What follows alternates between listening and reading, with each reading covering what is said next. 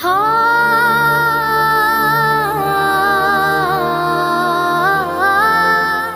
ہمیں چاہیے کہ ہم سنتوں کو اپنائیں.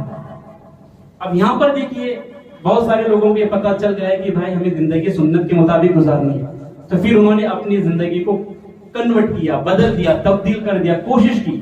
چہرے پہ سنت کے مطابق داڑھی سجا لی, سر پہ ٹوپی آ گئی, لباس پہن لیے, اسلامی لباس پہن لیے, نمازوں کی پابندی کرنے لگے, کچھ دین بھی سیکھا, نمازیں بھی پڑھنے لگے, خیرات صدقات مسجدوں میں مدارسوں میں تعاون بھی کرنے لگے. تو کیا اتنا ہی کافی ہے ایمان کے لیے؟ یہ سوچنے والی بات ہے, اور اس دھوکے سے نکلنا ضروری ہے. بہت سارے لوگوں نے یہی سمجھ لیا ہے کہ داڑھی ٹوپی رکھ لو, کرتا پیجامہ پہن لو, وقت ملا تو نماز پڑھ لو, پھر کوئی آیا مانگنے والا تو صدقہ خیرات کر دو, ہو گیا ہم مسلمان بن گئے, اسی کا نام مسلمان ہے. ایسا ہے؟ شمع رسالت کی پروانوں دھوکے میں ہیں آپ. اس سے نکلنے کی ضرورت ہے. یہ کافی نہیں ہے اتنا کرنا. نمازیں پڑھنا, روزے رکھنا, حج کرنا, زکات دینا, صدقات و خیرات کر لینا اتنا کافی نہیں ہے. بلکہ قرآن سے پوچھو ایمان والا ہے کون؟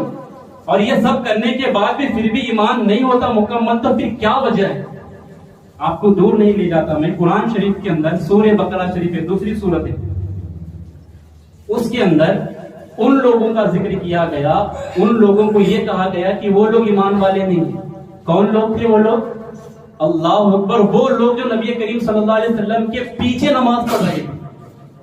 سیدنا صدیق اکبر رضی اللہ تعالیٰ عنہ, حضرت فاروق اعظم رضی اللہ تعالیٰ عنہ کے بغل میں کھڑے ہو کے نماز پڑھتے تھے.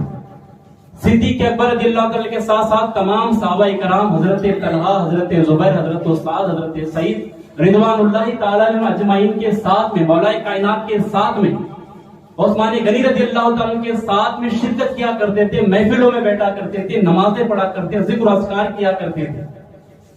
نماز میں کوئی شک نہیں تھا. ظاہر اتنا ڈیکوریٹ کیا ہوا تھا کہ آپ شک ہی نہیں کر سکتے کہ یہ مسلمان نہیں ہے. ظاہر اعمال اتنے مضبوط تھے کہ آپ شک ہی نہیں کر سکتے کہ ایمان والے نہیں.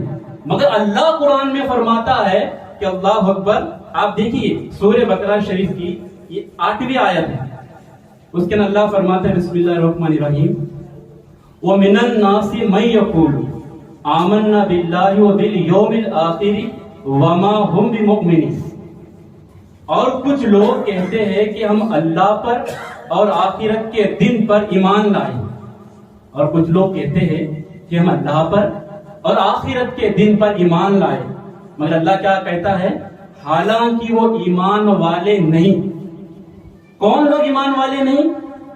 جو نبی کریم صلی اللہ علیہ وسلم کے ساتھ نماز پڑھ رہے. نماز کا انکار نہیں ہے, ظاہری عبادت کا ایسا ڈیکوریٹ کیا ہوا ہے کہ آپ شک ہی نہیں کر سکتے. مگر اللہ کہتا ہے وہ ایمان والے نہیں.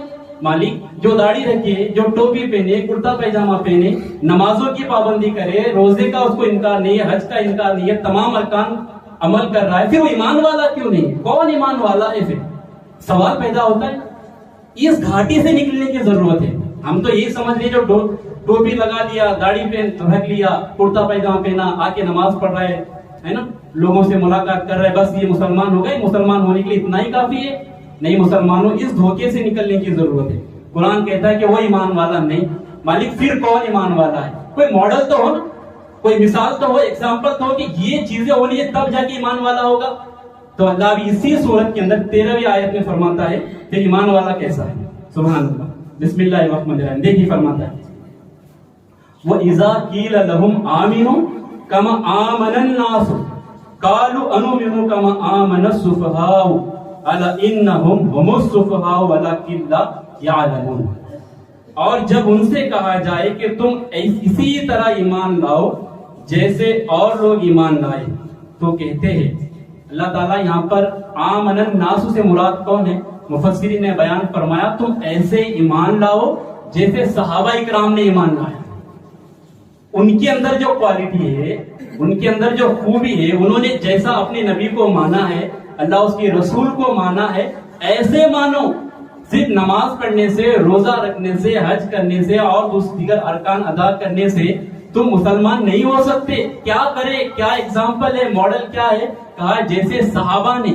بلکہ مفسرین نے کما آمن الناس کے تحت یہ لکھا ہوا ہے کہ صحابہ کرام اور ان کے بعد جو ان کی اتباع کرنے والے ہیں ان کے جیسا ایمان لاؤ تو پھر تم ایمان والے۔ اب آپ کو میں تھوڑا سا یہاں پر سمجھاتا ہوں۔ صحابہ اکرام ایمان لائے، ان کے ساتھ جو یہ آیت نازل ہوئی منافقوں کے حوالے سے، اس کا جو بیک گراؤنڈ ہے آیت کا، منافقوں کے حوالے سے، وہ بھی نماز پڑھتے، وہ بھی روزہ رکھتے، ظاہر بہت ڈیکوریٹ تھا ان کا، سب کچھ مزین تھا، مگر وہ ایمان والے نہیں ہو سکے۔ اور صحابہ اکرام ایمان کی ان کو دلیل بنا دی گئی کہ ایسا ایمان ہونا چاہیے، ماڈل پیش کیا گیا۔ کیا تبدیلیاں تھی ان میں اور ان میں، کیا فرق تھا، ڈیفرنس کیا تھا، اس کو سمجھنے کی کوشش کیجیے گا۔ ڈیفرنس یہ تھا کہ صحابہ اکرام سرکار صلی اللہ علیہ وسلم کے حکم کو بھی مانتے تھے اور ان کی مرضی کو بھی سمجھتے تھے۔ یہ جو آیت مقدسہ ہے قل ان کنتم تحبون اللہ فاتبعونی یحببکم اللہ، کہ میں وہ آپ فرما دیجئے کہ اگر کوئی اللہ کو راضی کرنا چاہتا ہے وہ آپ کی اتباع کرے۔